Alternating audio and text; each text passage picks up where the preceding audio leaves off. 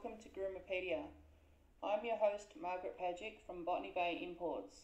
This is a podcast for anyone interested in animal grooming.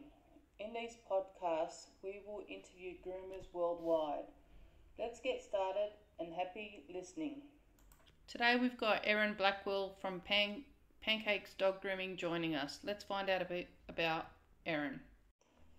Hi Erin. Hi Max, how are you? Good, how are you? I'm great, thank you. Day 4 of lockdown in WA, we're just not used to it here. I'm getting a bit bored. Oh, lucky it's only day 4 and you've I only know, got one more day to go. One more day. Yeah. We're so lucky here. I think that's just why we win, because we've got it too good. That's right. Well, you take care of yourself and we'll get stuck into this podcast. Sounds great. Thanks for joining me. Thanks for having me. You're welcome, and let's find out a bit about you. So, who are you, Erin? Okay, my name is Erin Blackwell, and I'm the owner of Pancakes Mobile Dog Grooming Studio in Mandurah. I sort of specialise more in the Hawkshead and Erskine area. And I'm also the creator of Gold Pot Dog Treats, which is a holistic pet food business specialising in wholesale for small pet businesses such as grooming salons.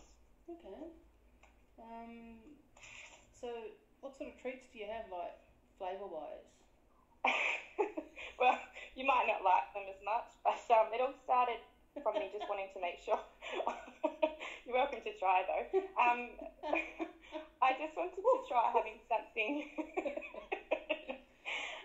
lovely and natural, because I noticed that there was a bit of a gap in the market there for anybody who wanted to stock something just little for their clients, because you had to just go with everything that's quite heavily marketed, and a lot of them are quite processed. So I started off with beef liver, and then I started making treats with fish and adding turmeric to them. And so I do sardines, white bait, turmeric, and then just recently we've put dried chicken feet into the mix, which are very popular. Okay, you've been quite busy. So what did you want to be when you were a kid? So the only thing I could really think of that I wanted to be when I was young was a business owner of a bead shop, because I used to love making jewellery out of beads when I was a little kid. Yeah. And I used to go into the shops with all the little jars and separately priced beads, and that's what I really wanted to do. So I got a little bit older and realised there's not much of a profit margin in selling things for 10 cents each. That's right. Although these days, stuff like that is quite popular, so you might want maybe I could go back into it. That's right, you might want to add that to your range. What a great idea. Yes. You can always sell them at the grooming shows, maybe. Yeah. If they ever have DIY collars, maybe do some tips. That's right. So, why did you become a groomer? I became a groomer. I ended up joining the police force after school, and that really wasn't a good fit for me. I was sort of in and out of that by the time I was 21. Okay. And sort of working with people in such a big political structure like that, I really wanted to step away from people in general. So I thought, what can I do? I'll work with animals. And I didn't really want to be a vet. I thought that's too much stress and pressure for the hours that they do. And I sort of wanted to invest my time in something a little bit happier. That's what I was thinking. And so I ended up looking into grooming. And then I found a franchise that sort of helped me get a foot in the door. Perfect. I didn't know that you were a police officer. Oh. We like that. I reckon you would have been a cheeky cop. Yeah, I think I lost my personality a bit in that job. It's taken a while to come back, and then it just came back twice as strong. So, what made you start your business? Obviously, I needed something to do when I was out of work after leaving the police, and so I think it was just a way of stepping into something else, and everything fell in that quite naturally once you make the decision to join a franchise. Especially, I had no business experience. I didn't know where to start with that, so I feel like that sort of followed on from just what was meant to happen. I can't even tell you my thought process when I created that business. I was just so ready for something different and to dive in the deep end. Yeah. And what other way to go than other with dogs? Yeah. And it was just, I would never forget my very first job, and we all start out somewhere. I had basic franchise gear and blades, and I wasn't really educated at that point on how to look after my gear, so my blades were jamming through this double coat, and I was really stressed, and I handed the dog back and sort of had this look on my face like, is it okay? And I never forget, she tipped me $15 and said, thank you so much. Yeah, And I that's thought, awesome. I remember, because I only had that one job that day because I was still building up the business from scratch. I remember just being in awe my whole way home thinking, is this what the real world's like outside of the police? Are people all this nice? Because I might live in this bubble forever. It's brilliant. That's right. People are nice. They are. How did you find networking with other groomers? I think networking within the industry came after I left the franchise. I sort of became aware of DGAWA when I began looking at competing and focusing after I went out on my own. So I ended up moving on from the franchise. I'm sort of a belief that you do outgrow them eventually for some people, and I was really ready to just jump in and do something new, and I felt very limited in the setup and that business structure. So I sold that franchise and went out on my own. And from there, when I started making goals of how to expand my knowledge and growth in the industry, I found DGAWA, which is the Dog Groomers Association of WA. Mm-hmm. And then I found seminars and competitions. And I think that's where the networking started because, you know, you're going to those seminars and meeting people. They put on a great lunch. Helen Forrester's seminars are amazing. And we always get a little goodie bag from Botany Bay Import. So they're always fun to join. And then just your networking starts from there. Then you start meeting people on Facebook, and then obviously you start gaining knowledge when you network. So I think that was a really important step. I mean, I had no idea what to expect when I joined my first competition, which was all led on from networking because you start gaining little bits of knowledge from everyone you meet. And I called around just to everybody who I'd already met through networking over that first year of being on my own, of what to expect, how to choose a dog, what to bring. And I learned so much. Competing my first time was a very humbling experience. Having someone look over your work is, it can be nerve-wracking, but it's a fantastic way to learn techniques that then you can apply to your everyday work when you leave that ring that day. Okay. And have you ever been over east to compete or not? I haven't, no. I think I really had all of these goals to get into every competition that I could possibly get to. And then with COVID and travel restrictions. It's just put it on hold. Yeah. So we'll get back in there. We will. Even if we have to drive if we can't fly. Can you imagine driving to Sydney with your trailer? I can. Yeah. Yeah, it'd be great fun. Perfect advertising. Yeah, way to localise my business. That's right. So what made you attend seminars, Erin? I really set aside a goal when I went back out on my own after the gap from leaving the franchise that I wanted to set myself up. I didn't want to just be a home salon groomer forever. I wanted to get a little bit of a name for myself, possibly get some sponsorship down the line. And to do that, I needed to upskill. I needed to get in the ring, win some awards, start looking to get my masters and really educating myself. So then attending seminars, everyone I could, became a priority. Even if I felt like I knew everything of that breed, there's always something I could learn. And as well as that, the networking opportunity. It's great to spend your Sunday with other groomers when you can. It sure is. Even I've been there a couple of times and met you, and it's been great watching everyone learn. And it's very casual atmosphere over here in WA, I feel. Yeah. Casual meaning we're childish sometimes, that's what makes it fun. Especially when you're sitting in front of me and giggling.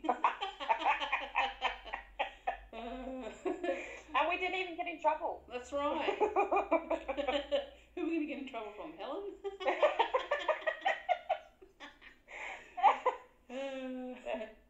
She's very scary when she wants to be. That's all right. I'm in control. So, what are some of your achievements? Well, I'll probably go through my personal ones first because I think they were purchased with dog hair, as we say. Yeah. So, I I'm pretty proud that I was managed to develop and on-sell that first business, that franchise, and then have a little year off, started a home salon, and then went back mobile again. I mean, before I was 30, I've purchased my second house, so I'm pretty proud to be on my own and already have an investment property so that I'm able to set myself up for the future. As opposed, when we work for ourselves, we really have to think about longevity and all of that, and so my sort of plan was to do that in property. So I'm really proud to have started that. Obviously establishing that second mobile business, and then creating and growing a pet foods brand, which that's expanding through WA. I have 8 wholesalers now, which is very exciting. It's nice to see things. I love my treats. I love my products. They're nice and healthy. So I love knowing that they're going out into our dogs' tummies. Professional. I'm really proud of just beginning to compete, because that just was a step that seems so far in the future. And really, you just make a couple of clicks online, enter a competition and turn up. But that can be a big step, so I'm proud I just started that and got my foot in the door.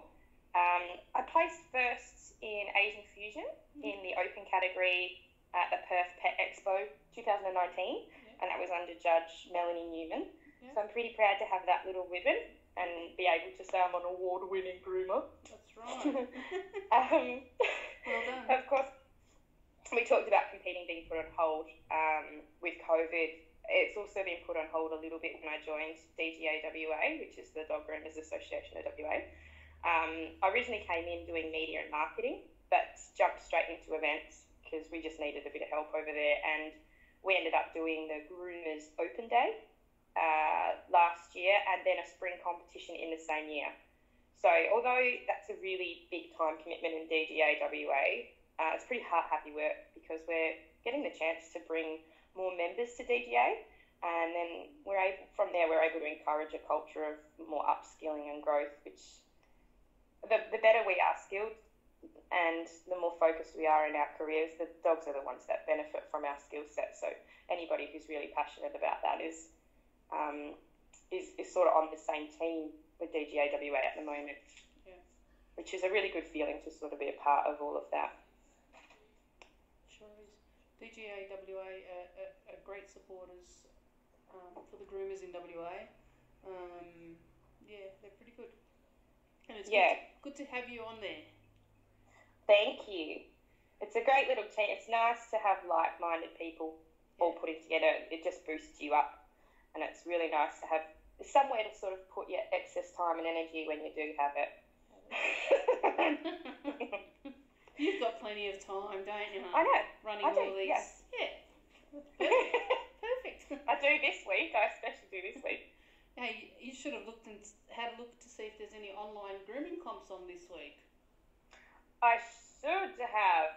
Yes. Have you ever thought about doing one of those? That is so terrifying to me. Yeah. And again, it's exactly what it was joining the first original comp, even though that was in person. And I probably just need to make a few phone calls and make that happen, because I know Yvette Miles does them, and Prue does them, a few of the contacts that pop up on Facebook. Yeah. They look great. It's just so scary when you know so little. I just need to jump in the deep end a bit more there, don't I? And to forget that camera's there watching you.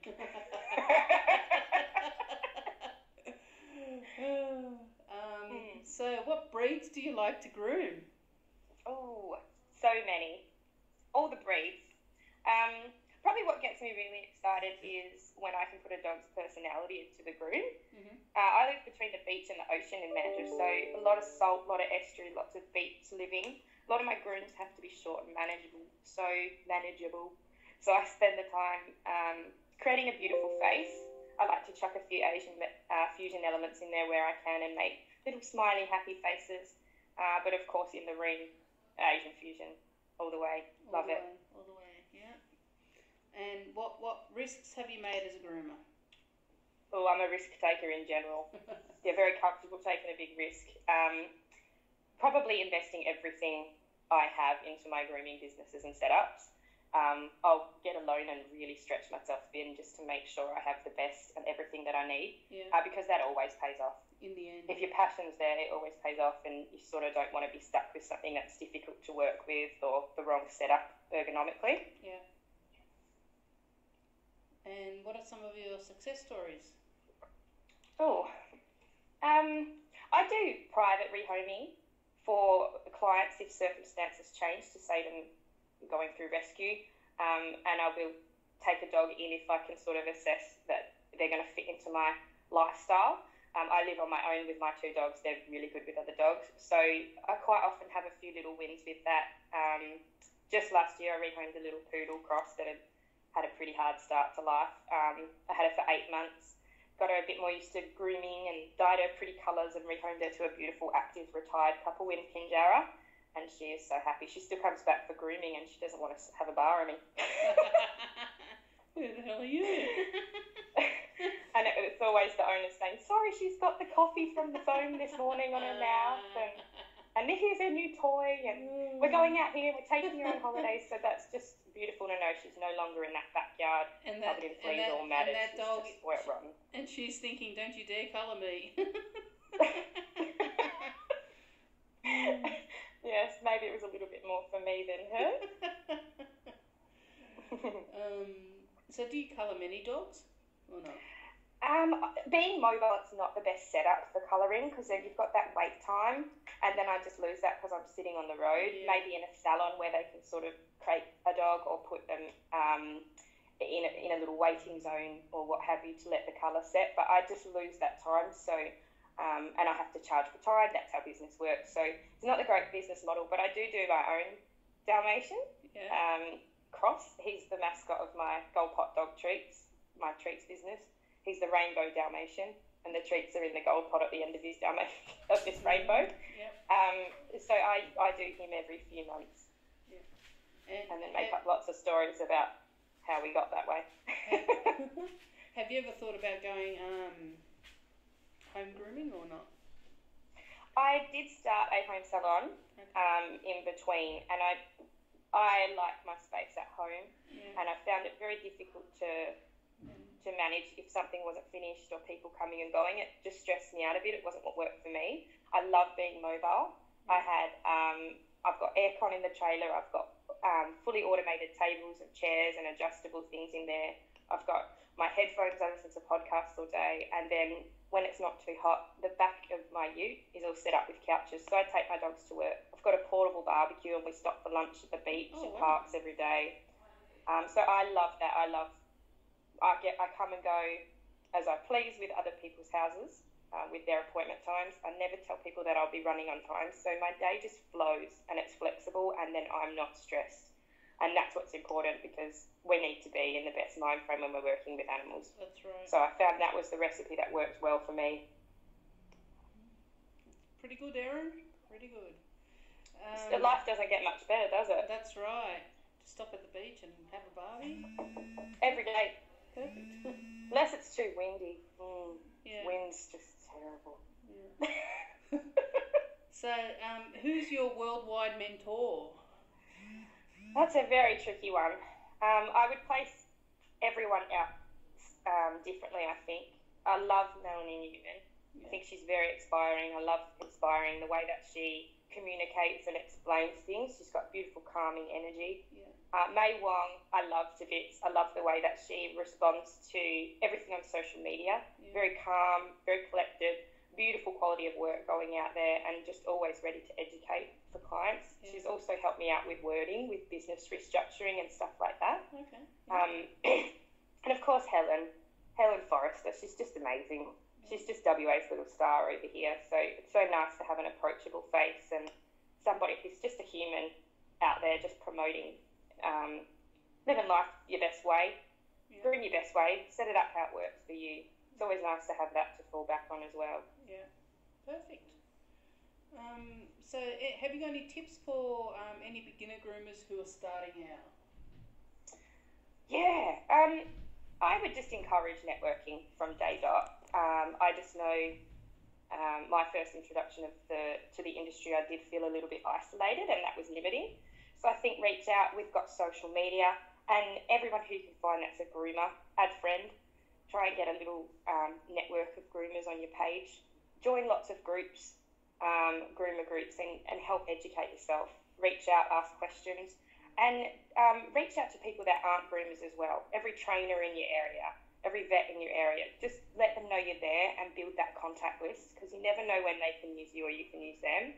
And dive in the deep end with competitions, which I will go and do online now. But just especially in WA, it's such a welcoming and inviting, relaxed environment with competing, and you can only learn from it. So I would really highly recommend jumping in the show ring. Okay, perfect. Thanks. Erin, do you have anything else you want to say? This is a great idea. Thank you so much for putting a Groomers podcast together. You're Just more of a resource for us all. You're welcome, and I need to do some more with other topics eventually, but just time's a factor. But anyway, Your biggest fan over here in WA will be listening. Thanks, Erin. Thanks for your time. Thanks so much, Marge. Great to hear your story. Thank you so much. You're welcome. Take care. Talk soon. Yeah. Bye. Bye.